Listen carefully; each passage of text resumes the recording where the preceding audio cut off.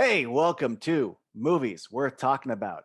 I am John Carlos, and I am here once again to discuss all the Nightmare movies with Eddie! We're here to talk about part 3. Woohoo! The Dream Warriors. Dream warriors, don't wanna dream no more. With a dream. I was just gonna keep singing until you stop me. Warriors. Do I know any more lyrics than that? I don't. Don't Maybe wanna tonight. dream no more. Oh yeah. Maybe tonight you'll be you'll be gone. gone. Uh, Dream warrior. I challenge you to find a better end credit song for a movie. Ooh. Because I really don't, well, let me rephrase. Original end credit song. Mm-hmm. I really don't think there is one. And it fucking slaps like nobody's business. It is phenomenal. Yeah. You're always rocking with Dawkins, so yeah. Obviously, I love it. Yeah, it's my favorite song of all the Nightmare movie songs. It's right up there with "Into the Fire," the other Dawkins song. Right? No, no, it's better. It's better than Fat Boys. It's better than any of the new metal and Freddy versus Jason. Like it's my favorite one. Yeah, I think so too. Yeah, I think that's fair. It's the sort of thing where like I'll be like I'm pumped, and it's during the end of the movie. Like it's the end credits, but I'm pumped. I'm just like, you should be pumping me at the beginning. That's how. Like I already had the ride, and now I'm just hyped again. Is that how you felt in the theater when you saw it at the Frida this my last God. time? Oh, I think I even I pulled out my phone and just filmed a little bit of it and just posted like best end credits song ever. I've seen this movie in theaters twice. Both times at the Frida. I saw it as a double feature with Nightmare on Elm Street, and it wasn't the best experience. The theater is great, but I was there with an audience. Every once in a while, you go to the movies and you have people who just don't know how to fucking behave in the movie theaters. And I think part of it comes with whenever you see like catalog titles at a revival theater. Oh, it's not a new release. It's something I've seen in my living room my whole life. Right. Therefore, I could treat this like it's my fucking living room. I hate that. So I had to like shut these guys up behind me. Anyway, not only was that experience not great, but again, spoiler alert, we're talking about a movie. We presume you've seen it. When Lieutenant Saxon's ghost arrives at the end of the movie, ghost Lieutenant Saxon. I don't remember his fucking first name. Thompson. I knew who you were talking Thompson. about. Oh my God, my brain's terrible. It's Guys, okay. The older you get, the more your brain just melds things together, like John Saxon, Lieutenant Thompson. It's all the same. Guys, we did a whole video on Nightmare on Elm Street Part 2, or at the beginning, I call it Friday the 13th Part 2. So anyway, his ghost comes down, and everyone in the theater started fucking laughing. And I've seen this movie so many times at home by myself on DVD. I've never seen it with friends or an audience. Oh. Everyone started laughing, and also like laughing at it. You know what I mean? I was like, I don't like this crowd I'm seeing the movie with. They're clearly Nightmare 1 fans. And anyway, so when I saw it at the Frida recently as this marathon for charity, what was great was that it was a theater full of Freddy fans. Yeah. And when he came down, people laughed, but it was like the right kind of laugh. It was like, it was the supportive. We're not laughing at it. We're just sort of laughing because we know it's kind of a funny beat. Because it's this very 80s Dreamweaver cheese. Yeah. But it's that kind of love it's that laugh that comes from I love the thing that I'm watching and not ridiculing the thing. I can see the wires and I don't care. Yes. I just listened to How Did This Get Made for Teenage Mutant Ninja Turtles 2, The Secret of the Ooze. And they just shit all over it. And I just I know, but I just love like, you know what I mean? Like I can laugh at something that I love that's even if it's not great. And a theater full of people laughing at his little 80s Force Halo ghost sparkle. It was the right kind of laughter. Okay. It was me laughing to Ninja Turtles 2. It was great. Okay.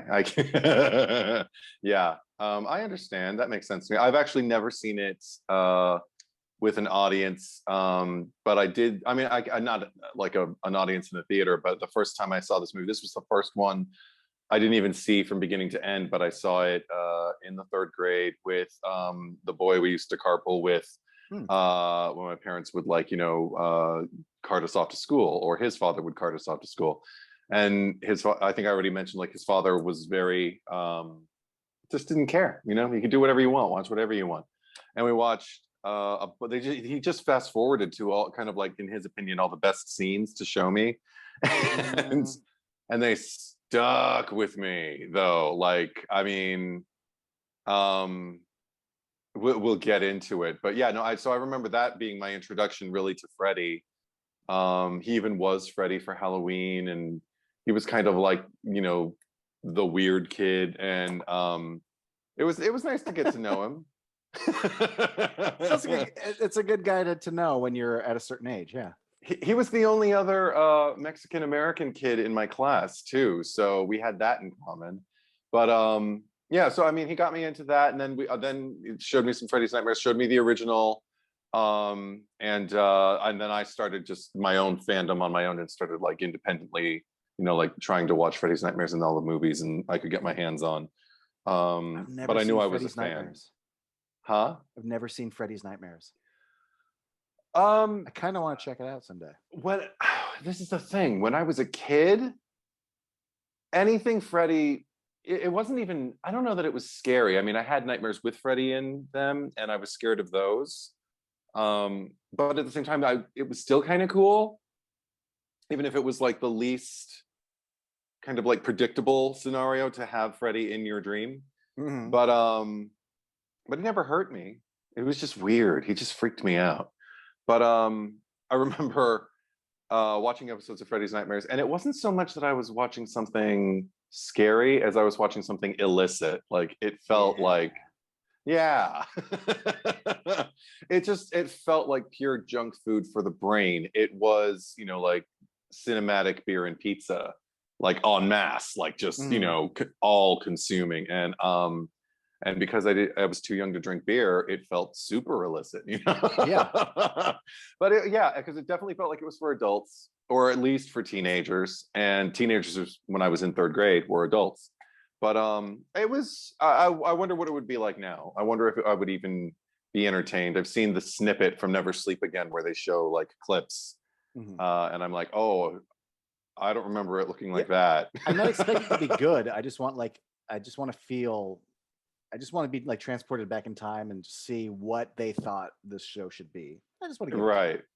Allegedly, the first 5 or 6 episodes are good, and I saw one where Freddy was full on, like, in a booth, and something was happening to, like, I think a radio announcer or something, a call-in show maybe, and he was, like, in his own booth with a headset on, going, "Well, looks like they're not gonna get very far," or something like that, and then she dies. I don't even remember. As one does in a nightmare film. They obviously didn't leave the impact on me that this movie did. And oh man, the impact on this.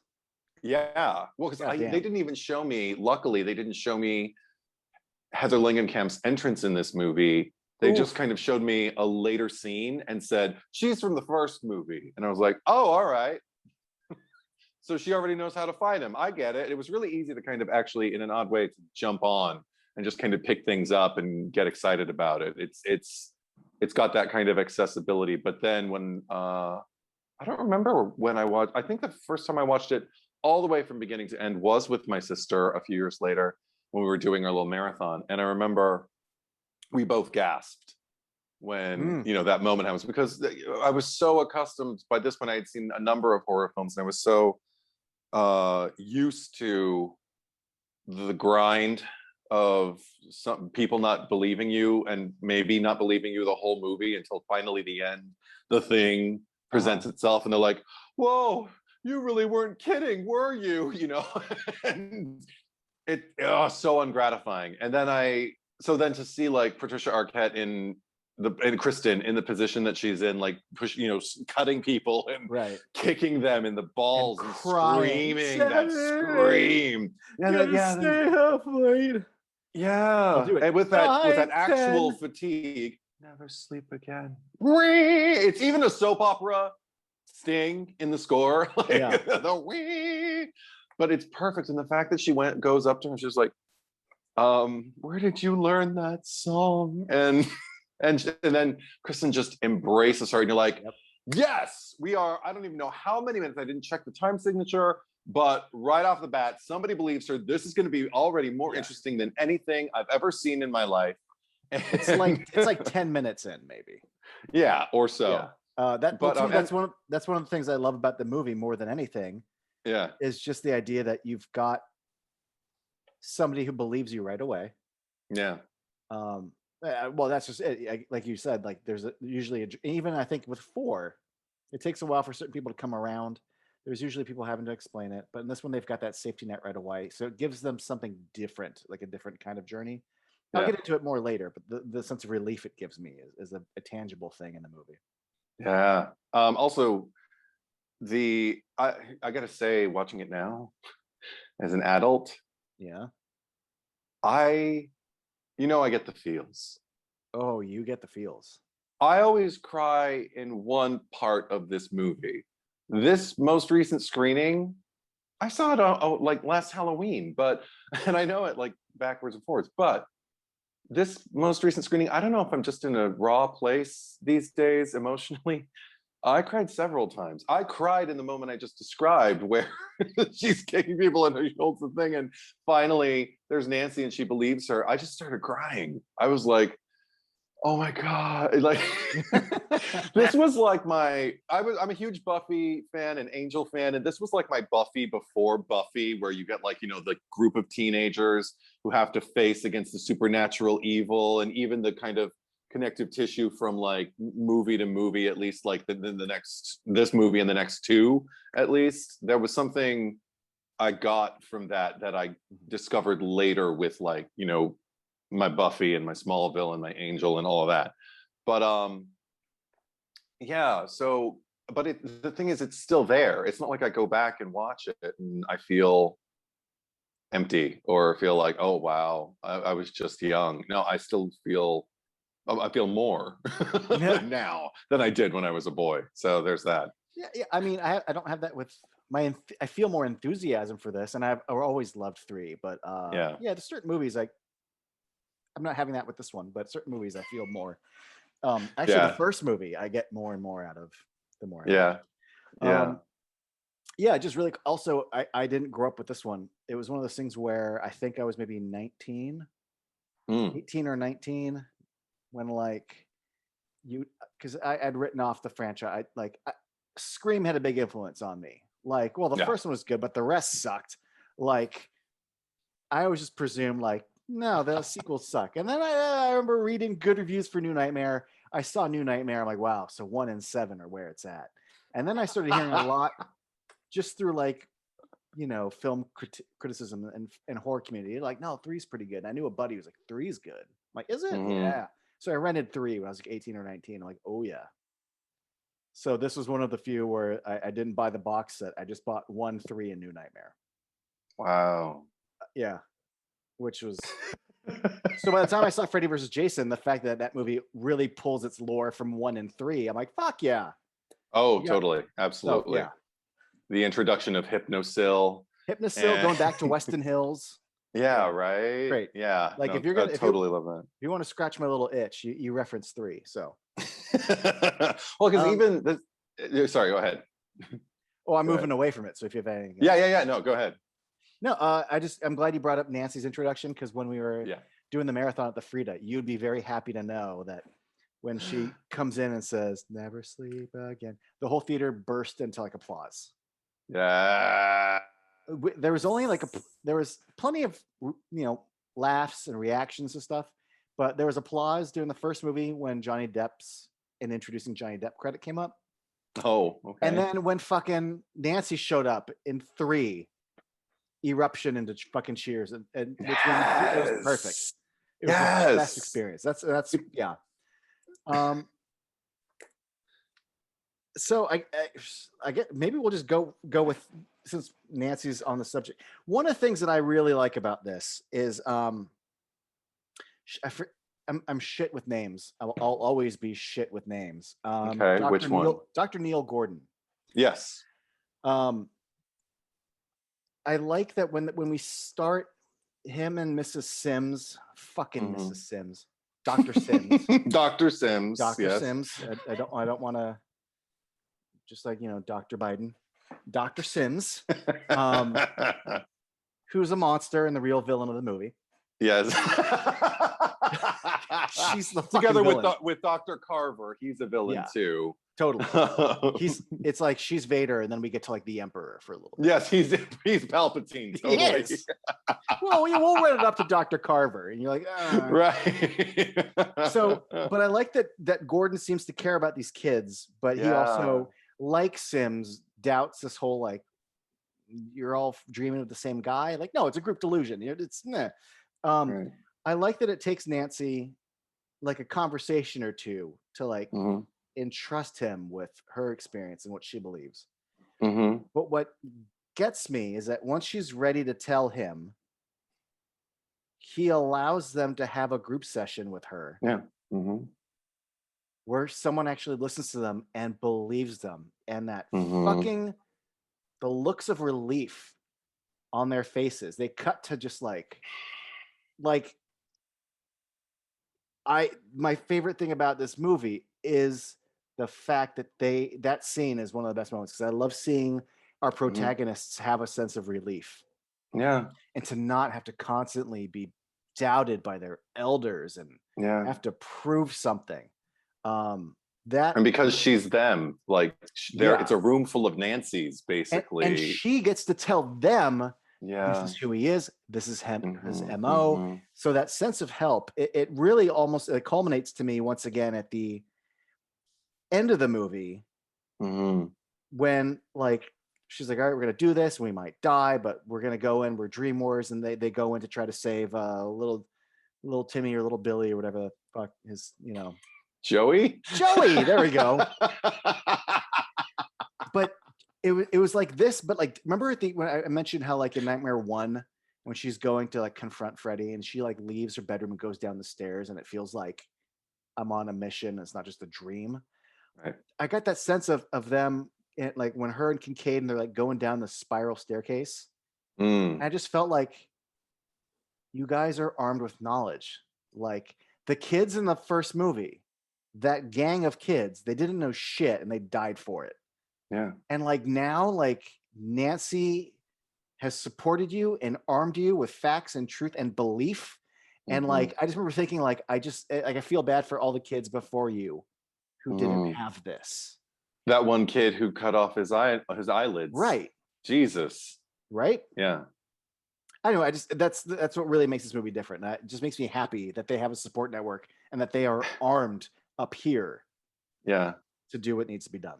I cried again in that first group meeting when she actually discloses to them like what's going on. Because also these kids, I love this group of kids because even now, like as an adult, I'm watching them and I totally buy the crisis, like the communal sense of urgency and the fact, but also helplessness and just loss, but still a willingness to fight, but they haven't joined together yet. They're still kind of fighting among themselves. They need to learn how to join together and all of that. But okay. Jesus. Okay.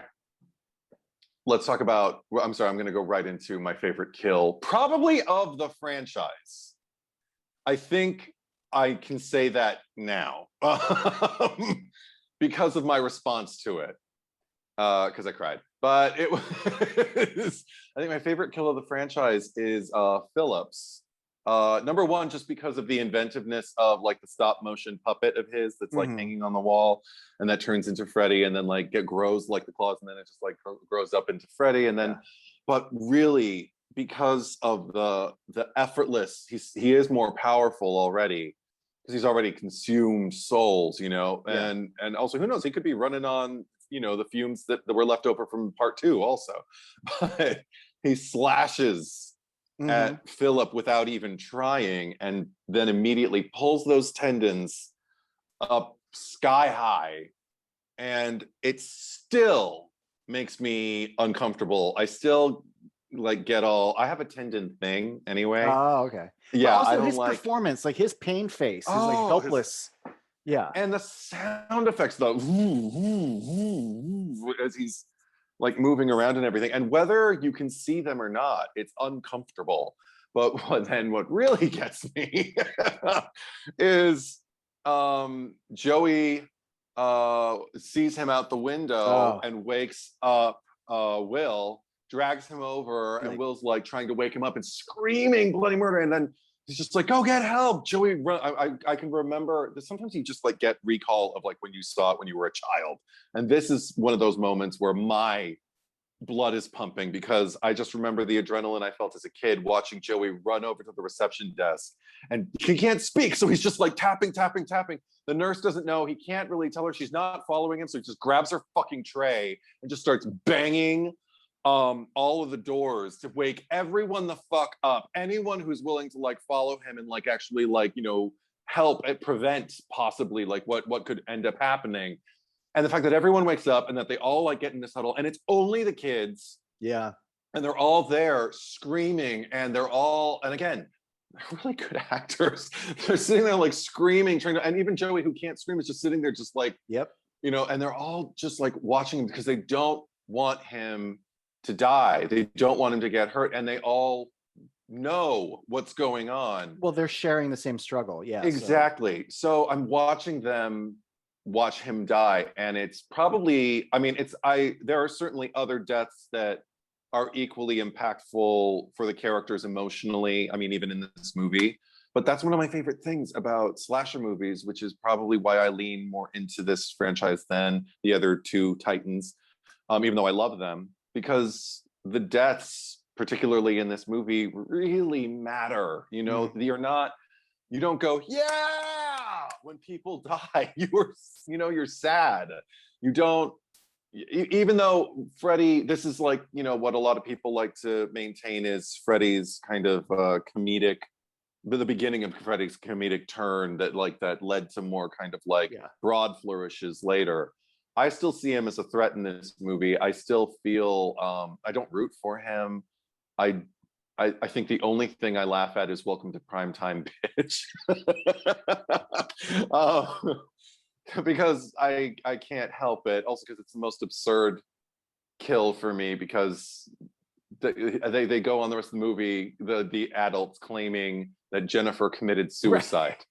Right. She jumped her head into a TV by leaping headfirst into the television. She's like, I'm gonna get into television somehow. Oh God. Okay, well, but just to get back to Philip and wrap it up. No, yes. I was watching that and I was just crying because I felt the crisis. I felt everything. And then the group afterwards, where they're all sitting there and they just start kind of like they're still barking at each other. It all felt very real. It all, you know, as fantastical as it was, it felt and close enough that I could, you know, root for these kids and feel really, really, really, really, really bad for them. You know, well, I'm glad you brought that up, because one of, like you were saying, like the deaths, unlike other franchises, the deaths matter. I think a big factor of that is because, unlike most other franchises, the kids matter. They tend to. This carries on to 4 and 5, where I never look at the cast of teenagers of our heroes, or just, you know, heroes is too loose of a term, but protagonists. Mm-hmm. I never look at them and go, oh, I can't wait for you to die. Like when you watch Friday the 13th movies, you're like, well, that one's an asshole, and that one's the bimbo, and like this one's a piece of shit. And like they're kind of, and sometimes they're written to be very obnoxious. Yeah. So sometimes even the heroes are obnoxious. Yeah. Like they're purposely written obnoxiously, so we get to enjoy them dying. That doesn't happen for this whole franchise, really. I can't think of any characters Freddy kills that I'm like glad he kills. Right. Even maybe they're not my favorite teenagers in 6. Sure. Or some, you know, or in Freddy versus Jason, but like they're never just screaming just to be like fodder to be killed. No. There's the gang of kids in 3 and 4 and 5. Even if they're maybe a little derpy at times, they're not just there to be like, yeah. So this is consistently with that franchise. They write kids that like I always kind of care about and root for. Mm-hmm. That makes this franchise very different. Yeah. And Texas Chainsaw writes some assholes, and Friday the 13th writes some assholes. It's assholes killing assholes, basically. Yeah, this franchise is completely different. So yeah. But yeah, you God, one little thing that struck me this time, only with, and again, it's easy for me to say this when I'm sitting on the couch being logical. Joey grabs the tray because when there's someone going to kill themselves, you need to get staff. So he goes to the desk lady, and then he goes back to the hallway full of teenage patients, and he bangs on all their doors. And I'm like, bro, you need to go to like an office. The only thing that's in there are sleeping kids. Come on. The whole point is they can't rely on the adults. Yeah, but then the adults are just going to stand there and be like. But I was hoping. I just remember thinking like every time I watch it, I just want like an adult to come out and like, oh no, it's just other teenagers who can't do anything. Great. But that's what makes it tragic. Well, and they're not happy about it either. I'm not saying they need to be happy, but they can't do anything. You get someone who's like, oh, I got keys. Let me run over there or something. I don't know.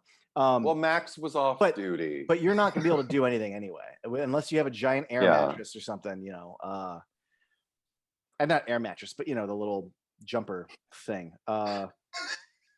The thing that they put at the base of buildings when people are threatening to jump. Lethal Weapon style. Yeah, you get Mel up there and Mel jumps off and there you go. They're never going to get it set up in time. No. Yeah. No.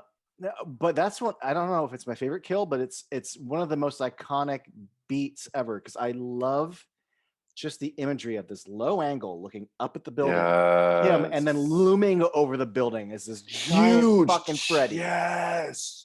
And then just oh god, and that maniacal laugh from that angle. Yeah, well, everybody else is in anguish. That's nightmare to me. If there's a single image that I would want like a poster of or something, it's that fucking building and him looming over. It's perfect. And that's the first time it really, you talk about when a franchise starts to become a franchise. And I think it's funny that like it kind of followed the same pattern to a certain degree that the Bond movies did, where like Dr. No and From Russia with Love, they're fun, but then like Goldfinger's like, here's him going to meet Q and here's where he meets the girl. Like this is where it became the formula. And it also happened to be a really good Bond movie. And Nightmare was like, here's where like I kind of wrote down like all the beats, like the Freddification of things. Like we have Kristen's dream where like the sink handles grow little blades. Yeah. We never really had anything like, we had we had the phone turn into Freddy's mouth. Yeah. But this is the first time where like, I really feel like from here on out, we're always going to have the Freddification of an object. The shapeshifter aspect. Yeah. Or Freddy as something.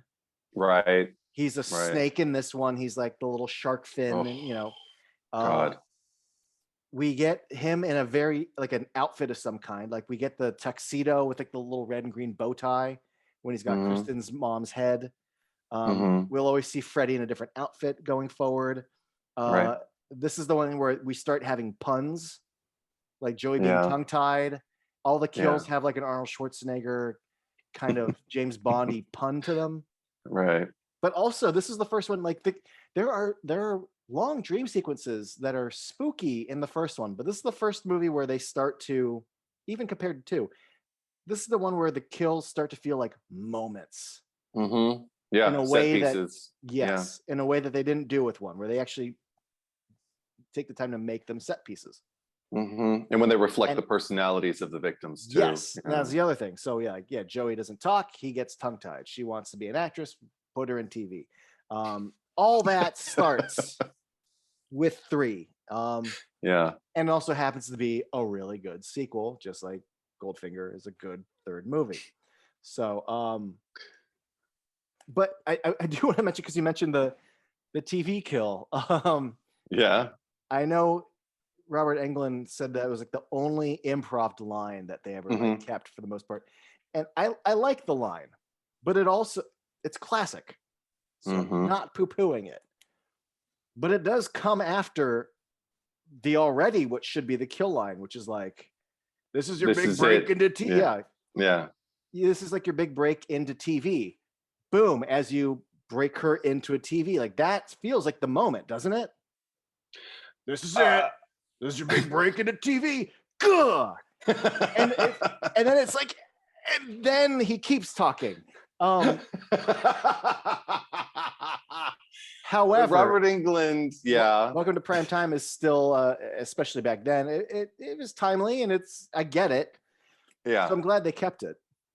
I think it's also a matter of, Robert Englund said, like, the lines, he said them as dutifully an actor he would, but he said that there was too many syllables or something. And I think, again, that's where we get into an essence of comedy, because one thing about comedy is timing. And if you try to tell a joke and you don't have the timing down, this is why stand-up comedians practice, like, in like middle of nowhere. So if they fuck it up, okay, I need to get the rhythm of that. I need to just, forget about it and just shoot it up and find the simplest way to say it, because it needs to go da da da da da da da da da.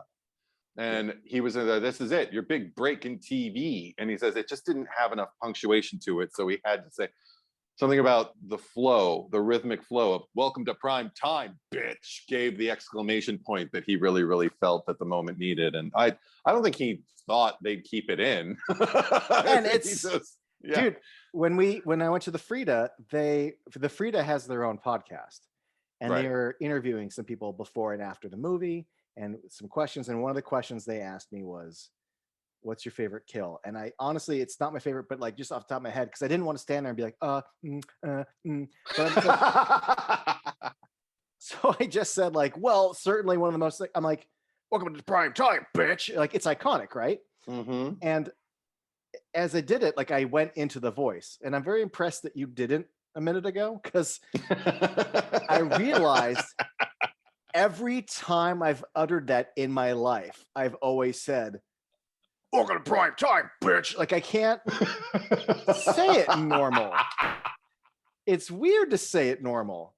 And then I was going through, like, the Blu-ray has like the old DVD bonus features in it. Yeah. And there's like a little interview with Frank Darabont, and they were talking about, they mentioned the line. He's like, but I can't. He's like, it sounds weird when I say it. Like you have to say it in character. You can't say it in my voice. And I'm like, you can't. It's weird to just say it out loud normal.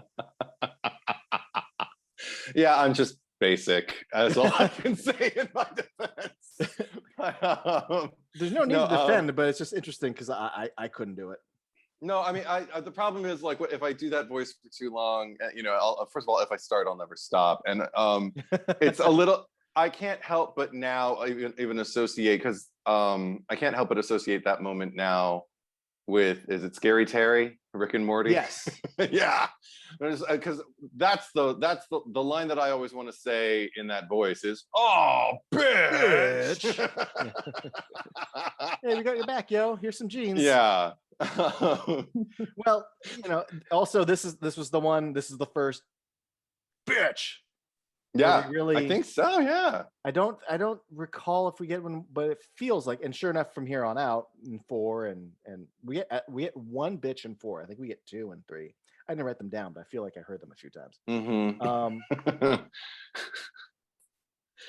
This is also the first Edgar Allan Poe quote, right, at the opening from the onset. Yeah, and then that's one thing I love. Again, I love the way these movies begin, because so far there's no uniformity. I do love when they start with the quotes with the red against the black background and everything, but like the opening for the first one we discussed, the second one I think we discussed just the clang clang and everything.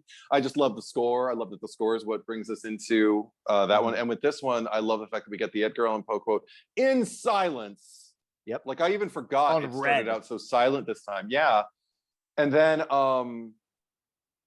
As I was watching it, I was waiting. I even turned up the TV. I was like, wait, there's music though while she's just putting the house together. Did I mute it? No. And the organ music starts, because I always imagine Into the Fire. I always think about that because that's where we end up once she hits the tape deck. But before that, it's this organ music, and it's got this almost like kind of inaugural feeling, like another Freddy event is about to take place. And also, I mean, the organ music brings that element of religion that I think was alluded to in the first one. I don't remember getting any strong kind of religious feel from Freddy's Revenge. I'm really glad that it's back in this one. And maybe it's just because I was raised Catholic. So even as a boy watching it, I was just kind of like, oh shit. And like, because it all expands into like the lore of his origin story. Like, you thought you knew what his origin story was, but that wasn't even the half of it, because we get to meet with Sister Mary Helena. So good. And yes, very rarely do we expand on something and it works out, but it just becomes going forward. Like, that's all part of his story. And I don't go, I hated when they expanded that bullshit in 3. Like, no, it's great. No, but this is one other case with this sequel where I think pretty much everything they expand upon, or everything new that they introduced that connects with, like what's already been established, like Kristen's ability to pull people into her dream and everything like that, because of the way Patricia Arquette delivers the lines, and because of the way Heather Langenkamp listens when she's telling her about like pulling her father in, with this kind of like, sweet little lilt to her voice, like just kind of like, it always made my dreams better when I pull my father in. He'd tell me the dream that he had the next day at breakfast, and he thought they were his dreams, and then just to see Nancy going, it's I don't remember the adjective, but just like, it's an extraordinary gift, or it's a wonderful gift, something like that. And I'm just like, this is so cool. I mean, it's not realistic at all. No. But I'm so on board for it. And even like the little Malaysian dream doll, and the fact that Kristen's having dreams about the house that Nancy lived in. And so there's like this wonderful serendipity that's going on, that you kind of feel like, okay, maybe maybe it's Freddy kind of like bringing them all together, but he did seem surprised to see Nancy in Kristen's dream. That moment, Jesus Christ. And then, oh my God. And I'm like,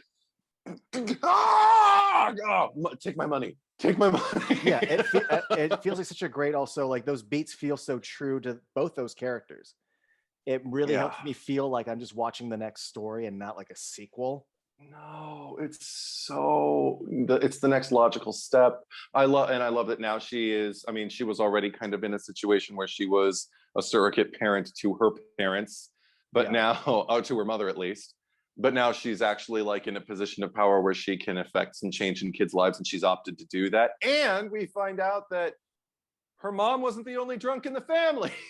Oh yeah, well, I always get the feeling that he wasn't a drunk until all that went. Until you go up and you see that there, that Glenn didn't just get killed, but like got turned into gallons and gallons of blood. Right. And how do we? And then, according to this movie, like, your wife died. Like, yeah, he was driven to the drink, I feel like. Okay, I don't know. I feel like or at least in that first movie, they don't play it like he's hiding the bottle from Nancy, the way it's played so big with her. But I like to think the events of one caused him to not react well. I'd like a little column A, a little column B. I mean, I know too much about addictive personalities, so I'm just sure. It was easy for him to be. It was easy for him to be like the designated driver, as it were, as long as Marge was the drunk one. So now that she's gone, who is he? His sense of identity is completely gone. I mean, the divorce probably didn't help either, but then the death, and then the fact that his daughter's going on about like all this shit that he doesn't understand, doesn't want to understand. Oh my God, that's another thing I fucking love about this movie. I'm sorry. I fucking love, her name is Brooke Bundy as Elaine Parker, Kristen's mom. Who is a total piece of shit and continues, like I mentioned twice before, that the franchise benchmark is shitty parents. Well, what I loved was because I always kind of liked watching her anyway, because even though I always thought she was a bitch when I was a kid. And I mean, I still do, but I mean, I always thought but I always thought that she was a bitch when I was a kid, just because, but she was still always interesting to watch. Like, she wasn't like bitchy in a way that, yeah, it was always interesting. And I even loved like the juxtaposition of like her playing essentially like the same scene as the opening, like when she comes in and says "on delay," and puts Kristen to bed and everything, but does it like in a nice mom way later on in Kristen's dream. But I loved hearing Brooke Bundy speak to that character, because I see it in the performance now, and even hearing her talk about it, the fact that she definitely believes that her character of Elaine was a member of the mob that burned Freddy, and and suffered like an incredible amount of guilt, but her way of coping was to just shun everything, just shut everything down, and just move as fast as you can so nothing can get to you.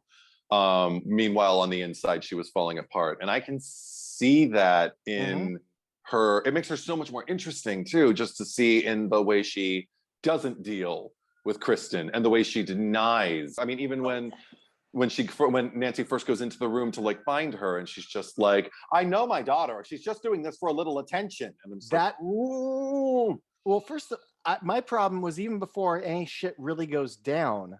Yeah. She just comes into her bedroom and she's like, hi, Mom. And it's the sweetest. Yeah. And I think she said something to the effect of like, don't hi, Mom me or some shit. And she's like, I was just like, you should be in bed. Like, I was just staying up to me. Like, yeah. I don't care that maybe she's playing the music too loud. Yeah. Like this fucking sweet kid, she's like, I was just staying up to see you. Like, and the way she just steamrolls over all of that, I'm like, I don't like you.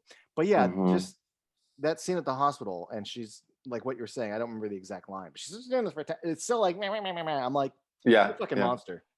Oh, and then when she has to actually interact with Nancy, because one thing I love about her having like a man like off in the back and everything is I get echoes of the first one with Tina's mom, which I felt the first time I saw one and then saw three. I was like, oh my God, it's the same thing. All these poor kids with their parents who just want to hook up with each other, or just drink themselves to death.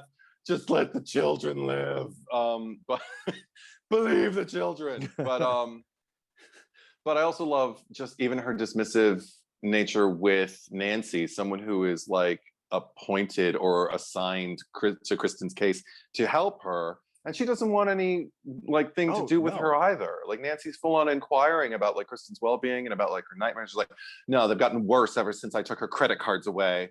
And she's just like, I'm serious, and I'm just like, again, in that sweet tone that's just like, I'm an empathetic, passionate, compassionate person who cares obviously more about your daughter than you are displaying right now. So yeah, that's another thing that I don't know if that's just lightning bolt. I have to say it when I think it. So that's something I appreciate. No, this discussion could not have gone without bringing up Kristen's mother. Yeah, on delay. It's such a memorable little record skip for me. I love that it's again because it happens again in the dream later, the nice dream. Yeah, that turns sinister. But that she even says it, and just like it's so memorable. And we'll talk more about it later. But but yeah, it's one of those things that I don't know. I can't say it to people unless I say it in Brooke Bundy's voice. That's one thing I can't. I can't just go on delay. I have to say on delay. Speaking of saying things in the voice, I forgot there was a third time that the crowd really cheered. Oh, let's go kick that motherfucker's ass all over Dreamland. And then when I first saw this movie, I didn't dislike Kincaid, but there's times I'm like, he's a little annoying. Sure. And then I started to sympathize with the way he reacts based on, but I'm trying to tell you what's wrong. And then you guys, so therefore I throw this in your face as a response to your lack of response. Now I actually watch Kincaid and go like, yeah, sure. Maybe you don't need to like be attacking people and getting thrown in the thing for it. But like, You're so fucking right, though. Yeah. I really like Kincaid, so it really earns the let's go kick that motherfucker's ass all over Dreamland. Like, Yeah. The only thing I don't like about Kincaid still to this day, because I love Kincaid. I love when he bursts through the wall in it's so great. Final Kool-Aid Dream. Man? Yeah. Yeah. and they're just kind of like, oh, Kincaid, I could kiss you. It's just like, well, what are you waiting for? After he comes through the thing, and then they're all kissing him. And Kristen, oddly enough, I think she kisses him behind his ear. Yeah, I think she's going for his cheek and missed. Yeah. She's going for his cheek and she misses, and they just keep going because they're pros. But I think what bothers me is like in the very next breath when they start talking about like taking on Freddy, it's just like, yeah, Freddy, motherfucker, just come on, hey, Freddy, pussy, and it's like, dude, oh my god, that is not the man to antagonize. We need right now. We don't need bravado. We don't. I agree with you. That's probably that's something, but I've grown to like him considerably. Yeah, no, in every other interaction, like he's a member of the crew, and all of his responses are because nobody's listening and because nobody, well, then if nobody's going to take care of me, I'm going to take care of myself.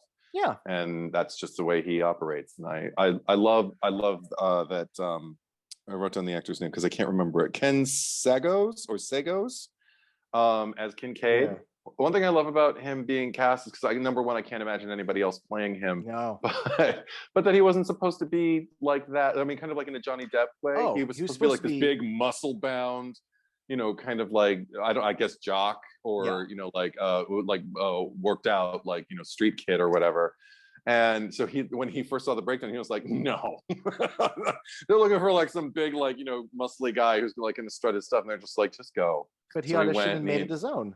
Yeah, he was pissed off because it was raining. He was running late, and they just said, "Just do whatever you want." And he was just like, "Fuck him!" And he just cussed out. And I don't know if it was Chuck Russell or the casting director, but he cussed somebody out, and he got the job. Yeah. So good for him. Him and you mentioned Philip's death, but one thing is, and how sad it was for you. Yeah. One of the things that for me also sad is our introduction to Philip. Well, maybe not an introduction because the first time we see him is in the room with Kincaid, but when we go to group. Yes. I love that he's the one that and he's already said it before, but he's the most reasonable one in that sense where he's like, look, no one wants to address the fact that like we all had dreams of Freddy before we came here. Yeah. Like he's speaking truth to power as his like introduction. So I'm immediately like, well, this kid gets it. So it made it all the more tragic. Even though we've only had him for 2 scenes, I instantly felt terrible because I'm like, oh, he had a good head on his shoulders. Yeah.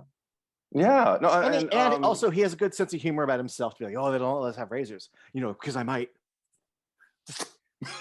to make that kind of joke to a total stranger, Yeah. I like people who have their wits. I do too. About and them. I like that Nancy likes him. I like that. I mean, granted, I think when she leaves the room, she's all smiles, and I'm like, what's going on? But I know Chuck Russell didn't. We could talk about Chuck Russell a little bit as a director. I'm really, really glad that he helmed this production because I know a lot of it was his input. I mean, him and Frank Darabont, of course, which is probably why I cry as much as I do in the movie now. But and also that was why I allowed myself the first time I saw this was like, wait, Frank Darabont wrote this? Get the fuck out of here, really? Yeah. Right. Yeah. But one thing I know that every actor has said is that Chuck Russell was kind of more an impediment to progress than a help or a catalyst, because I think Heather Langenkamp was the one who said that you knew there were things that were expected of you that you were supposed to do. You just never really knew what they were. And I'm like, okay, well, that's not a good director. I think they mentioned with one of them like and this happens a lot where movies don't really have much rehearsal time and you're expected to show up. And I think they mentioned that like with this, we didn't have like a lot of rehearsal. So like, not at all. Bring our own characters ourselves. But it's interesting because Chuck Russell also, I mean, to hear the comments that I think it was Mark Shostrom made about like the little girl in the dream in Kristen's first nightmare that we meet everybody in the and he was supposed to like make this animatronic little girl and he was told think Auschwitz. God, that's dark. Right. And he did exactly that. And the puppet is in Never Sleep Again. And it's terrifying. I don't know what it would have been like for me in 3rd grade to have seen that. But because I was scared of the skull. that just had the little wisps of crepe hair on top of it, you know. I thought, ooh, that's scary. But speaking of just the dead girl puppet, I freaking love in that way that like when something doesn't work but you still love it. Yeah. When Kristen first carries her and she's like running down the hall and I'm like, wow, you're carrying a doll. Like, oh, totally. I'm so aware you're like she even like knocks the thing over with its head and it doesn't move at all. And I don't know. I enjoy me a good obvious doll for a person in the movie. It actually still creeps me out just to see the rigid legs, like because you know they're like bent in such a way that it's just very harsh position. Yeah, it's really and the hair just feels like a wig. Yeah, it just totally. It doesn't even look like little girls. But I think that little girl gives one of my favorite big smiley giggle, which is supposed to be you're in a scary dream. It's such a cliche, but she's probably the best. Like and I think it's I concur. My favorite creepy giggling girl. But so I know they cut out, you know, the little girl that Mark Shostrom, that was like his major thing on the whole show. So he was upset that it was taken out. And Kevin Yeager talked about the Freddy snake, the design, and how Chuck Russell, they had meetings about like, yes, it's supposed to look like a penis. So make it look like a big Freddy snake penis. And they did. And then when he saw the full unit, like, and they were going to shoot, he was like, what is this? And they were like, it's the Freddy penis, like we had in all the meetings. And I have notes I can show you. He's just like, I can't shoot this. And it's like, it looks too much like a penis, but yeah, right. So they had to cover it with like all the green and blue slime and everything like that. And all I can think is like, God, did anybody like Chuck Russell on the set? Like, I'm sure in retrospect, everybody thinks at least we got a great movie out of it. But you know, every now and then you hear about movies that are like hell to shoot, and then you get this incredible product at the end of it. But and thank God everybody stayed on board and like, you know, kept pushing forward, especially the director, I guess. I mean, but yeah, I to hear the testimonials people have made about like working with Chuck Russell, I have yet to hear anybody say anything favorable about it. There's so many different ways to approach things and so many different kinds of shoots. I mean, you've got a deadline. You've got, with all these movies, you don't have as much of a budget as you wish you did. Right. So yeah, there's certain pressures. That doesn't excuse behavior because certain people handle pressure differently. Sure. But yes, I haven't heard the best things. Yeah. I mean, it's still. But he definitely knows what he's doing. First feature film out the gate. Yeah. I mean, and his next two still proved like he knows. The Blob is easily one of the best remakes I've ever seen in my life. I used to love watching that as a kid. Yeah.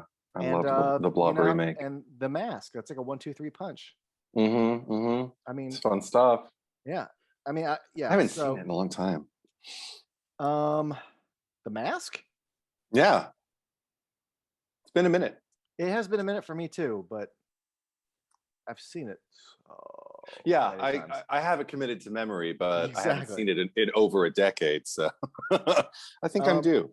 One little thing I want to point out that I appreciate too is Dr. Neil Gordon. Yeah.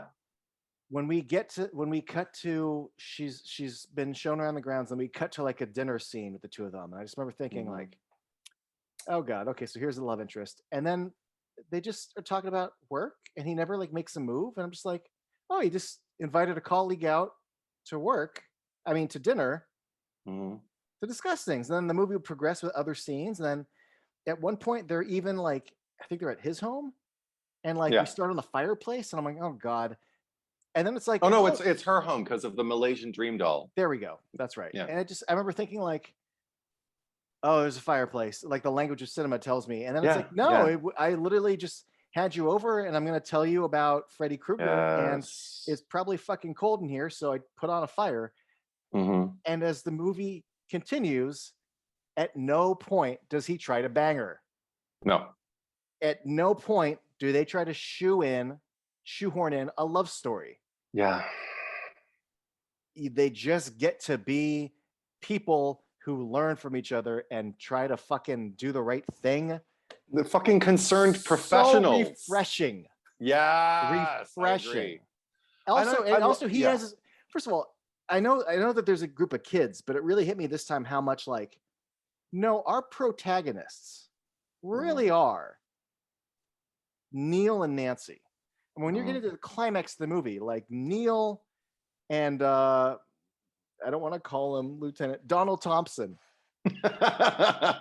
And Nancy's fighting for these kids. He's fighting for these kids. I mean, to a certain degree, yes, we get introduced to Kristen, but it really feels like Nancy and Neil's story. I agree. So much so that like in fact, I mean, I can nitpick about how like I wish Nancy didn't die and that it wasn't Neil saving the day. But still, the fact that we are making a movie where like Neil saves the day, that it's an adult journey. And that was just also a little different compared to 1 and 2. Like you still have teens in it, but as Nancy got a little older, like our heroes got a little older. It was just nice because we go back to teenagers again for like the rest of the franchise. Right. But even the ending beat is like Neil's beat, and he has an emotional journey about what he doesn't believe and how he like lets Nancy talk to the kids, but also he didn't fully believe her yet. Yeah. Something he was allowing, but then eventually he gets on board enough to the point where like he's got her fucking dream doll. It's nice. Yeah, I totally agree. I'm actually really, really glad you brought him up as much as you have, because in discussions of this movie, people rarely discuss him. He's the unsung hero of the movie. And I mean hero. Because when you talk about 3, we always talk about how like Nancy's back and welcome to prime time, bitch. But like, and the Dream Warriors, totally. Yeah. No, but he's such a huge factor. Yeah, I wish the actor Craig Wasson, I wish he got more of his due. And I've never seen his name like at a convention or anything like that. And I'm just like, dude, come on. The very, very, very first time I ever saw this, and like, you know, when I was like 18 or 19, I was like, Bill Maher? Oh, it's not Bill Maher. And for years, I would just refer to him as not Bill Maher. No, not even. Thank God. But especially what Bill Maher looked like in the 80s. Like, I could see it absolutely. But but one thing to also piggyback on like what you said, I do like the fact that they didn't go there story-wise with like any kind of romance, because also what kind of fucking shits would like be making love? While their kids are dropping like flies. I mean, I love that they're just two really, really, you know, good people who take their jobs very seriously. Like it's a very personal thing, protecting these kids. Yeah. Do you have more? Because yeah. Go ahead. I just have to say, even though they don't go there, as an adult, I watch him interacting with Nancy, and I suspect he's not her love interest, but he got interest just because of the way he responds when she's telling them about their dreams and their powers and their dreams and everything. And he just looks at her and just goes, "You sound like Peter Pan." They're in a dream at that point, aren't they? No, not yet, because they haven't been hypnotized yet. Sidebar, I always try to get hypnotized when they when they do that light, when they do the pendulum. I always try to get hypnotized by it, and it never works. Or maybe I'm hypnotized now, I don't know. But also later when he sends Nancy off to go save the kids, and he's staying with Donald, and he's just like and he pins him against the wall. And I love that John Saxon like stands his ground too, but he pins him, and he's just gonna like, "Listen, you're gonna take me over there, and you may not give a shit about what happens to Nancy, but I do." And I'm just like, oh, okay, we got a little right, a little personal there. We got a little something extra nice going on. That it's not and it's not creepy. Yeah, no, I just like that. I think he's open to the idea, but I like that they, you know, I guess took their time, or at least that he did. I like the fact that, you know, I like watching a guy who's interested in a girl, but there's something more important, so he doesn't go after her. And then after she dies, he just kind of honors her by keeping her house, you know, in his house, along with her little Malaysian dream doll, which that ending still unsettles me. I don't get that charge that you talked about getting at the end. I still get like, I remember being a kid and that ending. The endings of the other two didn't really undo me, like Marge getting pulled through the door, or the kids like on the bus going out into the desert. But the seemed light more like a turning romp. on. Yeah, no, just a light turning on. I think it's again like that domestic thing, like because it's inside of a house, it's something harmless, like a dollhouse and a doll, and yet while he's asleep, some shit's going on, and that kind of shit when you're a kid. I don't like it. Things happening while I'm asleep. I And absolutely toys coming to life. I don't like it. I absolutely understand your feelings in that. Yeah. And I agree with you, except Yeah. that when Dawkins comes on, it overwrites that. I'm just like, fuck yeah, Dream Warriors. It's the Joker swiping the channel, you know. Like, oh, were you feeling a little scared? Never mind. The song's gonna play now. Oh, I don't know. Maybe it's because the opening chords are still kind of creepy to me. Just that. Yeah. I can't lose. I saw it when I was in third grade. I can't lose that. I can't. Sure. No, but one other little thing going back to the two of them is the introduction of Hypnosil.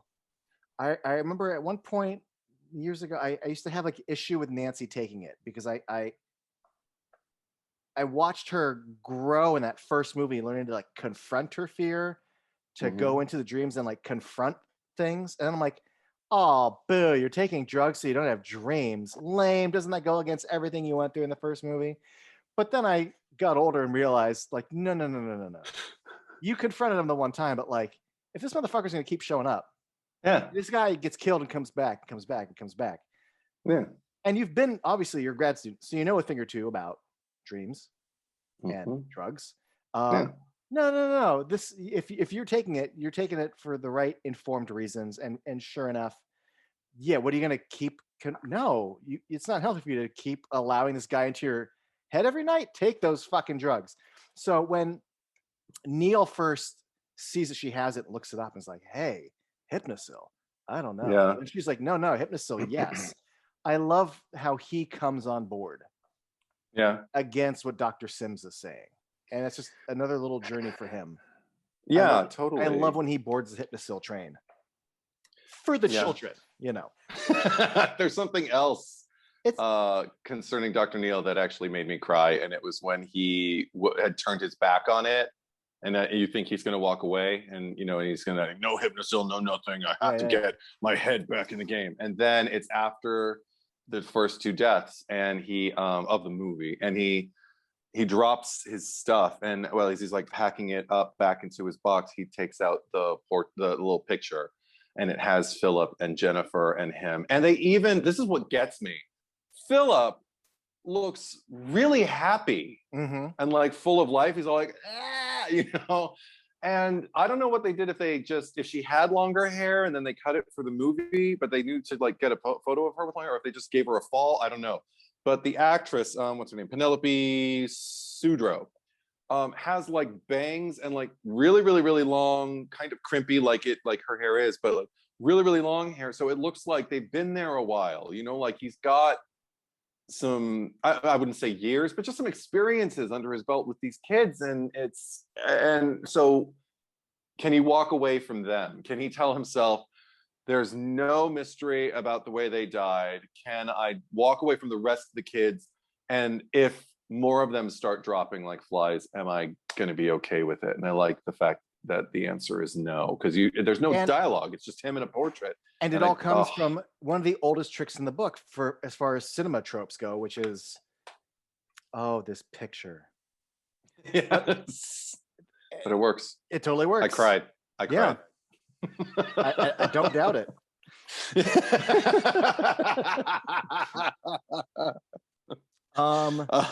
Yes. Speaking of crying, you know what really gets me? I don't cry, but it's when Nancy dies, and when Kristen is like, the way she's crying, is it like she's aching? Yeah. And it's a very childlike ache that she's making vocally. And it's unlike most times I see someone holding and sobbing. There's something more truthful to it. It feels less actory. It feels more authentically youthful, and it feels more achy and personal. Yeah. Yeah. And I mean, if you just obviously if you look at just the journey these kids are on, nobody fucking believes them. This woman shows up and fucking gives them the strength they need, and then they lose her. Like, but Patricia Arquette, yeah, it's beautiful the way she performs it. It's beautiful the way she plays it. I'm already crying because Nancy just used her last gasping breath to protect her and stab Freddy with his own glove for the first time. It'll come back. Yeah, it will. Sure does. So good. But this is the one that really, I mean, you know what? It always kind of works for me. I'm always just kind of like, oh yeah, do that. that worked before, kind of. So do it again. Yeah. But it's also just nice to be like, doesn't feel good, does it? Yeah, exactly. I always love the kind of poetic justice of it. But I really now, I mean, again, like this most recent thing, I'm just watching my favorite, final girl protect the next, generation of final girl, and then watching Patricia Arquette's performance makes all of this too. But just like watching her watch that, there's something just incredibly moving about it. And I have to take umbrage with, I've heard a lot of people review this movie, and another line that gets towed a lot is that Kristen's line, "I'm gonna dream you into a beautiful dream," is like cheesy or what the fuck? I know people don't like that line, and I'm like, that line has always made me cry because of her delivery. I wouldn't write that and think this is a brilliant line. I'm going to give it, to any actress, and she'll be able to sell the moment. But the plain fact of the matter is, the moment is sold, and I don't understand anyone who can watch that moment and not at least get, if you don't get emotional about it, just get, oh shit, oh, stop, pause, oh, that sucks, So I'm angry. I'm angry at the people. Angry at they don't understand. They don't understand. If I was younger, more cynical, I would say it's a little cheesy. But did you just watch the movie? Like this, it's fitting. It's appropriate to what they've been through. And it connects with that little girl thing you were talking about. Yes. Like there's something so innocent about it. And I love watching it's not push against evil. It's not out of character. When we first meet her, she's like at home making a little dollhouse. Like she is an innocent child. Yeah. Even her screams when we first see her at Weston Hills. Yeah. Like it's so defensive in a very youthful way. Like this is not some like high school senior who's got all of her shit together. Like yeah. But I know that I like her in addition to just like liking, because like, oh sweet pretty girl making a house, oh it's the house. But also in that opening scene, the fact that she takes a spoonful of instant coffee and just downs it and then drinks a Diet Coke and just does okay, I'm ready to go. And I'm like, it's already happening to you. Okay, I love you. I care about you. I'm sorry, hun, because you've already had the nightmare, so you need to stay awake. Thank you for starting the movie here. And also with all the other kids. And the movie does a really good job of laying out that's already been going on, and they all play it like they've been victimized by it already. Yeah. Like when you're talking about when Joey and Will, I mean, to me, it's not brilliant writing, but it's good writing when here's how you establish things. It's lights out, and then they turn to each other, and he's like, okay, so you get first watch. No, I didn't yesterday. Like, oh shit, this is already going on. You're already dealing with it. Like there's a history and a relationship and a process. Like great stuff. Or even in Taryn's performance, the actress, I have her name written here. I'm so bad with. Yeah, Jennifer Rubin. Taryn's the one. Yeah, the ex-junkie. Thank you very much. That's all behind her, but she's sitting there. She thinks. But she's just when she's sitting there, it always kills me. Like anytime the camera cuts to her in group, actually, it's like a nerve. Like it's like she's plucking a nerve in my heart, and I'm going, no. Like when they take Kincaid and just like move him out of the room, and she's just sitting there, and she just can't deal with it. or when she's sitting there arguing with I think it's Priscilla Pointer at that point, Dr. Sims. And she's sitting there, she's just like, I thought about that as I was writing it down. That movie has Sims! That movie has ruined the name Sims for me. It's Silent Night, Deadly Silent Night, Night, folks, Deadly in Night. case you were wondering. We did an episode about it. Watch it if you haven't seen it. But good movie. But just the fact that, like, I think it's when they're sitting there and they're trying to explain away Philip's death, and she's like, that bastard murdered him. Can't you understand that? Like, anything she needs to do, I'm just like right there with her. But what really gets me, as far as like the context of what we're talking about with like the dreams and everything, I just love how haunted her eyes are when I think when she's talking to Nancy, and she's just like, so you've all been having bad dreams, right? And Terrence just like, oh, everybody has bad dreams. And just kind of goes to like a dark place. And I'm just like, oh my God, because you're just regurgitating what you've been told, because you know if you say anything else, they're gonna like, put you in like put you in a room. And it's like, fuck no, oh my God, these poor kids. And as if they don't have enough. You know what really, I'm glad we're talking about her. Yes. I think his name's Lorenzo. I can't tell if he's like a nurse or a janitor. Yeah. But like, I think an orderly. I pulled the night duty. You know what that means? Yeah. I got the key. And I'm like, first of all, I always kind of forget. I always think he's trying to bang her. And then it's like, no, I'm going to try to get drugs with you. Probably both. Fuck Dr. Sims. This guy is an absolute monster. I hate him. He's the worst. Yeah. So I'll put within this movie. Like, to prey on not just an adult, but a child who's trying to better herself. And that you work in this institution where if you work there, you should be helping to better these people. He's the fucking worst. And I wish there was a dream with him, and I wish he fucking died. Me too. The fact that he leaves this movie unscathed, oh, I fucking hate him. Well, he's not one of the last of the Elm Street children. That's one of my favorite lines of all time. I know there's rules to it, and I know he doesn't fit into that scheme. But I'm just saying, you make a horror movie where people die, that guy can die. Yeah, but then we would have been happy, and we're not supposed to be happy about any. We're not supposed to be happy about any of the deaths in this movie. But no, but I agree, because also the fact that doubling down on not just his offer, but on his assumption that she'd be into it when she says like, I don't do that thing anymore, and he just grabs her arm and says, what are these, beauty marks? And I'm like, okay, first of all, take your fucking hands off that child. And secondly, why aren't you fired every day? Like, why? And the fact, and I think maybe this is like the younger part of me, but I don't know. I mean, it seemed to make sense to me why the kids wouldn't say anything if his clap back is, who's going to believe a junkie like you over a, what does he call him? I don't know, a nice guy like me, or whatever the fuck he says. And she just says, get out of my face. And she says, fuck off, and runs off.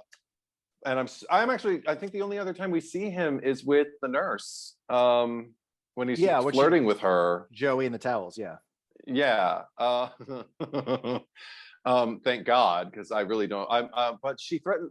But Taryn, after that she's like threatening to tell Max, and I'm like, yeah, tell him. Max is a good guy. He cares about you. I love Lawrence Fishburne, Larry. Oh, the good old Larry Fishburne. Max in this is movie. He's the kind of guy that you would. He's like a little beacon in that institution.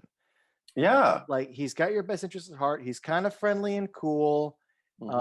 He needs to he does his job. But also, if you're up late at night and you're supposed to be in bed, watch TV. Okay, what's up? But I didn't see you here. Right? I didn't see you. Yeah. What a cool dude. I know. I love him. I also I love. This is how much I love him. He keeps Nancy from going to see Kristen at the most crucial moment. Yeah. But all in the name of protecting Kristen. He's just like, even if. I don't remember I say I know this movie backwards and forwards, but I can't, my memory. But he's just like, listen, I do believe you mean, like to do some good for these kids and everything like that. But even if I didn't have orders to keep you away from Kristen, I still wouldn't let you near her, because these kids are dying. Like, since you came, they're like, it's accelerated. You haven't helped. So from my point of view, no, I'm not going to break the rules for you because I give a shit about these kids. And I love that Nancy hears that. She's just like, okay, can I at least say goodbye to the rest of them? And he allows that though. Yeah, 5 minutes. Yeah. And they go, and it takes a lot longer than 5 minutes, but I don't know what happened to Larry after that. But yeah, it's small role for Lawrence Fishburne, but I'm really, really happy about that. Oh, I love good old Larry Fishburne. Good old Larry Fishburne. Hot off of Cowboy Curtis. Like, I know. You know, I could do more than just comedy.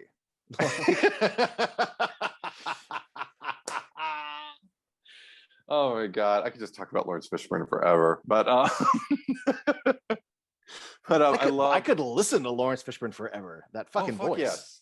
Oh no, I never got it on tape, his actor studio interview, but I'll never forget certain things he said throughout the course of it. And I remember one of them that stuck with me that I was just kind of like, oh shit, I kind of relate to that, was he was talking to his mother when he was really, really young. And he was doing, plays and stuff. And she was just kind of like, it's really easy for you to get into your characters, but it's really hard for you to get out of it at the end. And I'm like, oh, he annoyed his mom too. But anyway, yeah. Yeah, I only have a few little things. I don't know if you have any big. Yeah, I have a few things. Go ahead. No, just one little thing. I have 3 little notes, and then I'm done. Yeah. One, I like this compared to the other 2 movies. This is the first one that what I wrote down was Action Freddy, where when they get to his little lair at the end, they're trying to rescue Joey. This is the first we've seen him, like in the first movie, maybe like hang someone, stab someone, but this is the first time where we see him like in a fight scene. Yeah, not just chasing a bunch of teenagers at a pool and knocking some stuff over, but like fight scenes. Yeah, choreo. Yeah. And that was, and it was a decent transition. Like I bought it. I had no qualm with it. Because I'll never forget when I saw Freddy versus Jason in a theater, and a friend of mine had no interest in seeing it, but she just wanted to know like who won and stuff. I'm like, well, yes, Jason won. How? Because Freddy's supernatural. And I'm like, well, you need to watch some of these fucking movies then. Yeah. But one of the things that really stuck out was like, yeah, but they've established, going back to 3, this motherfucker can fight. Yeah. He can throw some punches, he can knee, he can kick, he can throw you, like, and it all works. Sometimes the transition into action mode doesn't always work for me midway through a franchise or something, but again, it's a dream. But just his build and everything about him, it all really works for me. This is the first Freddy I felt, well, you know what? Maybe he's not the first. I think the second started, but the third carried it over. Thank God Robert Englund was still playing Freddy. Because I don't know in the first movie if I get this vibe from him. Because in the first, I think we already established, like in the first movie, he's kind of like, murky and kind of goblin-y, and he's too concerned with, again, playing with his food and like, look what I'm gonna do. Look what I show you. Yeah. It's a different thing. And then, but then in the second movie, he starts to be, I mean, that's where the real sexual energy starts, because of how close, the close proximity he is with Jesse, and and his willingness to like bite the leg of Lisa and everybody. But with this movie, like, I really get a sense that Freddy, and I know not Robert Englund, I know he's never been this in his life, but I get a sense that Freddy Krueger is like pure muscle. There's something about it that looks like if I were to punch him, it would hurt my hand, and it's mostly prowess, like the way he plays it, but it's also like beyond just like what he brings, I guess, from the inside, how he stands. There's always like, I can't put it any other way. There's something very erect about his stature. Does that make sense? Like, I always imagined, even as a kid, like, because he's always tearing his shirt open and cutting himself or whatever, or showing off the faces and everything. And it always looked impenetrable. And it's also probably because of the rubber that they use to like make the prosthetics. But it always looked like if you pressed it, it would like make, like a, noise or something. Yeah, it wouldn't be squishy. It would be tight, hard. It would be, exactly. Like just muscle. It's scary I as see what hell. you mean about his, going with what you just said, then that gives a whole new subtext to when the little puppet comes down for Philip's dream, and it's Freddy, and he grows upward, and it's his posture again. But he becomes more and more erect as he goes up. I have to really notice, because I know in that first movie, it's the shoulder tilts because the glove weighed so much. Yeah. That you always see him with a shift. But I feel like we get less of that in this. Yeah, but it's still a similar stance, but it's more like shoulders back, chest forward, arms, and it's almost kind of splayed. Not like he needs more confidence, but it is a little more confident front facing, square shoulders. Then kind of like a lurking goblin like the first one was. And it's like, I think it does carry over from the second, because there is something very, he's still kind of hunchy, particularly at the pool party. But then again, there's a lot of arched back, like when he's when he's not chasing the kids, but when he's just kind of like moving around, there's that line, like direct, that like you can draw, like you can feel like there's in like voice and speech classes and other kinds of like theatrical courses I'd taken. They always talk about the string, just imagine somebody's pulling a string through the top of your head that runs all the way through your body, and then you start having this. You can't really see it while I'm sitting here, but you know what I'm talking about. I'm doing it, believe me. One other thing, I love that that also kind of gets criticized. I wonder if there was laughs in your audience, because I would imagine it would get laughs, but I think it's adorable. It used to be so badass to me when I was a kid, and now I watch it and I'm like, you're so cute. It just says, in my dreams, I'm beautiful and bad.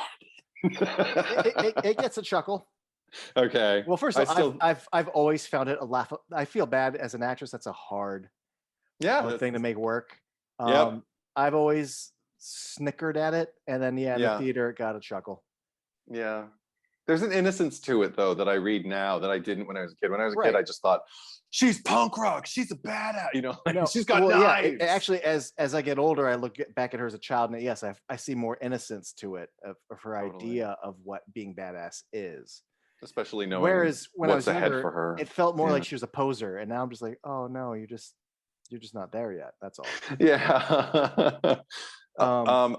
Same thing with her hair too. Like that, like you took her hair. You took actual hair and sculpted it into the shape. It's not a true mohawk. She doesn't have buzzed sides. It looks posery.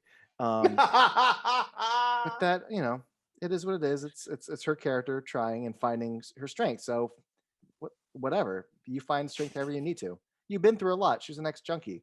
She can do her hair however she wants to. I root for her until fucking Freddy shoots her up, and then that breaks my heart too. Just again, for somebody who worked so hard.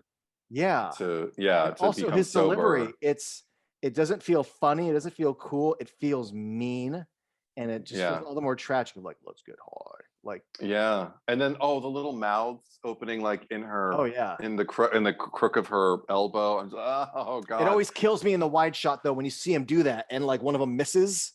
Like his finger just completely misses. And I'm like, oh man, I wish there was a second take. They were outrunning the clock. I mean, I've definitely noticed it, but I can also just tell myself, well, the other syringes got it. So like, no, but we cut to a close up where they're all in. So right. But no, that's nothing to hold against the movie. It's just a minor nitpick. I'll tell you another nitpick I have. I have some too. Go ahead. Yeah, it's a bigger nitpick. Yeah. I hate that they get Freddy's body out of the car and it's got the glove. Oh. Because the glove was at the Thompsons' house. Right. So why the fuck is it in the car with the body? I never thought about that. Continuity error in the franchise.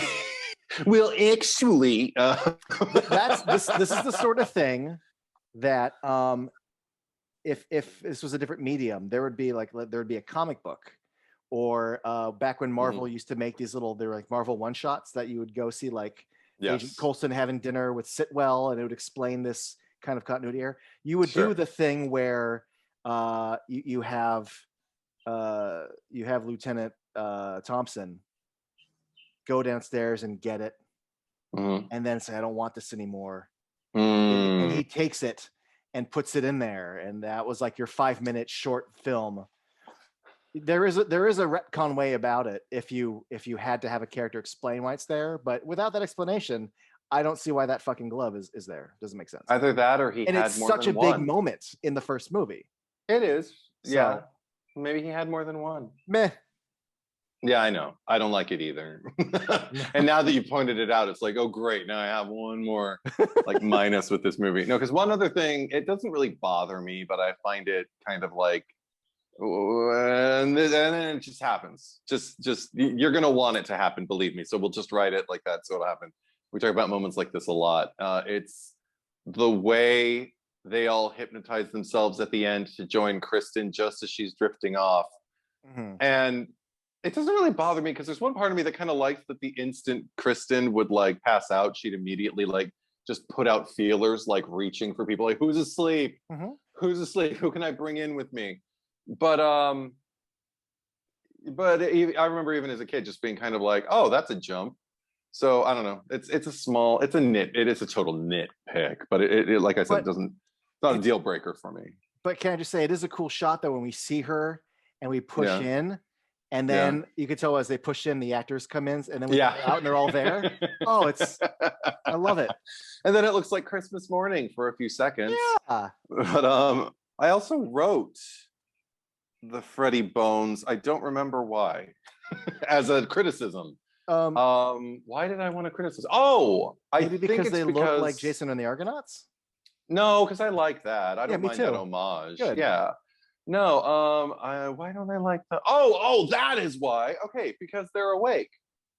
So how are the skeleton suddenly, hey, I'm the dream keeper, and now you're awake and I'm here. If he can do that, right? Why bother with dreams? And maybe it's just because he's so strong. Like, I think, see, here I am, like, I'm naturally also inclined to help this movie, because I know Nancy says when they put the rod through him, he pulls it out and licks it. She's like, he's never been this strong before.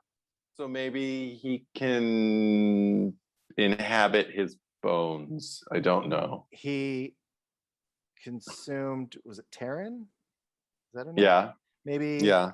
Maybe there's so many souls in the Taryn, Dreamland. Jennifer, Philip, and Will. I can bullshit you about how he's consumed enough souls that now he has more power, but that's maybe bullshit. Yeah, I remember thinking that also when, if I remember correctly, they drove there, and then like he can manipulate all the cars and they fall onto that. Like, what? This isn't just like you calling Nancy on the phone. This is a whole to do with Dreamland. Yeah. This is a production. Yeah. Yeah. Also, it does give us one of my favorite John Saxon moments though, when he's just kind of like, did somebody follow us? And he's just like, no, we're alone.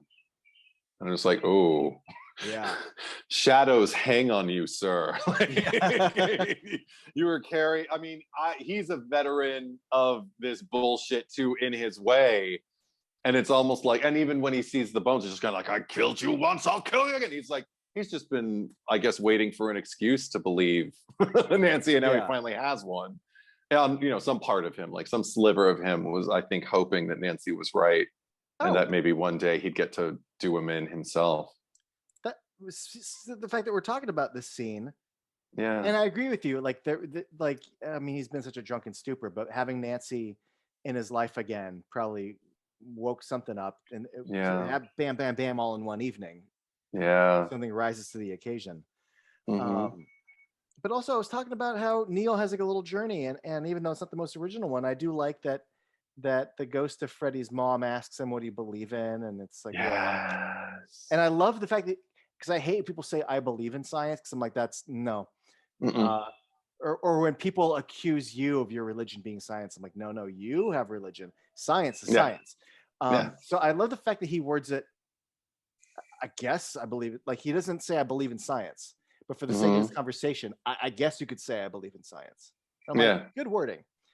But the fact that now that he's seen that so much of Freddy is real, that when they say you need to get the body to consecrated grounds and all that, I love the fact that this man of science goes into the church, he gets the holy water, explains why he's putting his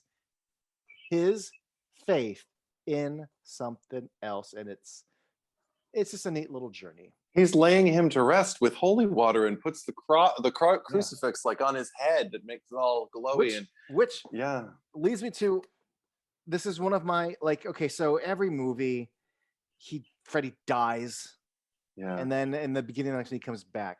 This one has my favorite compared to the other deaths. It's like, it's the one that feels like it could have been, like, you laid out, like, there's a fucking ghost nun that said, like, get him to consecrated grounds. He's done. You flick it with holy water, and like it instantly starts burning through his dream body.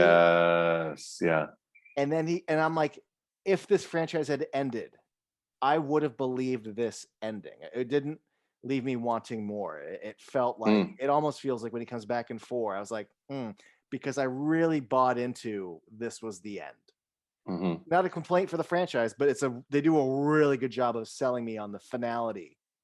I agree. Of this ending. I also I want to talk about Sister Mary Helena for a bit. Yes, let's because that actress, her name is Nan Martin. She's I don't know if she's still alive today, but she lived for a while after that movie and was still getting jobs. I was still seeing her in shows and things, and I was just like, damn, woman. And she was getting like more work as her age progressed than she had ever gotten like in her younger years. I was just like, yeah, that's what I want. But because you mentioned that moment, and like I said, like I no longer practice Catholicism. I don't consider myself, one who puts my faith in Catholicism. But there are things when you're raised in it that are hard to shake, especially like if you're watching a movie where your strength is to kind of give over to faith in kind of pretty much anything, so long that you have faith and you believe that you can actually overcome something. In a lot of these movies in particular, the believing is half the battle. Like once you believe it, then you just got to face it, you got to figure it out, and then the movie will end and you'll be relatively okay, we hope. But I don't care what you believe in, just that you have faith.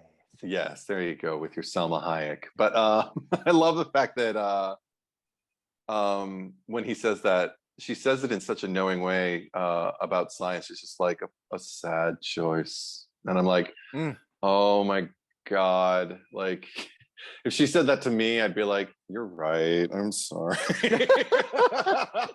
And I'm not. And I wouldn't, but right. But when you're facing Freddy, it's within the confines of this story. It's a sad choice. But when she really wins me over, I mean, she wins me over all the time, but I really love this actress playing this role too. But when she really wins me over is when he is in the asylum section of the building of the facility, and she tells him the story. I love that speech. And I just think that was my first time being told a story about rape, and I remember, and I was in 3rd grade, and I'm hearing this story about the concept of a woman being hidden by 100 men who are mentally ill and worse, and being hidden for days over the holidays, like locked away with them, and they even knew to hide her, and being raped hundreds of times. And I'm like, that I still hear that story and it blows my mind. I can't help but just like imagine like the angst and the horrible, like what that must do to like, the cell memory of the child. I mean, I believe in all that stuff. And because there's some science to back it up. But So it just makes me think like, okay, so if he was like brought into the world under like such like horrible conditions, I mean, it doesn't mean he's evil, but it does mean he's absorbing an awful lot of trauma before he's even got the nerves to absorb them, you know? Right. So I'm like, okay, that's terrible. There's a lot more to talk about And that also, later. and Yeah. how much, and if any single one of these guys is his genetic father, Right. not to disparage them, but like they're in there for probably a bad reason, considering the acts they're doing. And I'm just saying that if you put their stats on like you wouldn't pass the test at a sperm donation facility is all I'm Sure. Yeah. So and it would, there still could be a lot of, you know, still at that point, I'm sure there was, now even there's probably still a lot of mystery about like what can genetically be passed on and stuff like that. And also because we're living in lore and Catholic land, like it's all, it feels largely like a contemporary Bible story, but like about, you know, the Antichrist or something. And I'm so on board for it in a weird way, because I don't know, there's just something about it that just feels, again, they planted the seed with like the rhyme in the first movie with just that one line about like 5-6 grab your crucifix, which never gets explained. And he's got this problem with religion because he like knocks the crucifix off the wall, right, while Nancy's in the bed, and she has to put it back. And so I feel like, again, like everything about the religiosity of this particular sequel all stems from, you know, like seedling, like tiny little plantlings that were, you know, established in the first movie. And I love that they didn't just come up with it. It still feels like it is largely connected with the first movie. And I also appreciate the moment when she leaves the asylum and leaves Dr. Neal in there almost. It still freaks me out. I still get anxiety. I always got anxiety. Just watching her leave and watching that heavy door slowly. Right. And he almost doesn't make it. I'm like, if that door closes, I swear to God, you're locked in there. And there's no cell phone for you to just be like, hey, scream all you want, no one can hear you. You know, it's terrifying. And I'm just like, wow, okay, she's also kind of, I guess she's kind of pissed at him. I don't know why she would do that. Because I always told myself, if that door closes, it's locked. But maybe that's not the maybe case. You'll find some faith while you're right. Maybe a few decades up in the steeple or whatever it's called, in the tower. Look for me in the tower. Other movie, but also that scene. I love me a good I forget what the term is. You know what? Like not nickname. But I'm always not fascinated, but my brain just always registers. You know, it's not just Daredevil; it's the man without fear. You know, Batman is just Batman. He's the Dark Knight. He's the world's greatest detective. He's the Cape Crusader. Superman is the Man of Tomorrow. Chucky when he was a human. You know, I just forgot it all of a sudden. The Lakeshore Strangler. Yes. I like that we have Freddy gets two, much like Batman or Superman that have multiple monikers. Because I've always been a fan of the Springwood slasher. Yeah. But what a great horror title. The Bastard Son of 100 Maniacs. It's perfect. Fucking great. Yeah. And it is the greatest horror moniker one could have. That's another thing that pissed me off when I saw it at the Frida for the first time as a double feature. People laughed at that line. And I'm like, what the fuck?